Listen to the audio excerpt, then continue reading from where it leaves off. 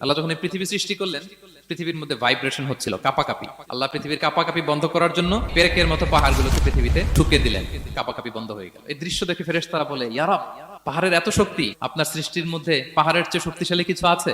আল্লাহ বললেন আছে। সেটা কি? আল্লাহ বললেন সেটা লোহা, কারণ লোহা দিয়ে পাহাড় কাটা যায়, ঠিক কিনা? লোহার কথা শুনে ফেরেশতারা অবাক।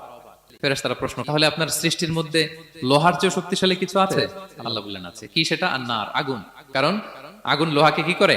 গলিয়ে ফেলে। ফেরেশতারা শুধু অবাকই হচ্ছে। ফেরেশতারা বলে, আগুনের চেয়ে শক্তিশালী কিছু আছে? আল্লাহ বলে আছে, আলমা, পানি। কারণ আগুনে দাউ দাউ করে জ্বলে ওঠা আগুনের মধ্যে পানি দিলে আগুন অস্তিত্ব হারায়। ফেরেশতারা শুধু অবাকই হচ্ছে। তারা বলে, তাহলে পানির চেয়ে শক্তিশালী কিছু আছে? আল্লাহ বলেন আছে, রিহ, বাতাস।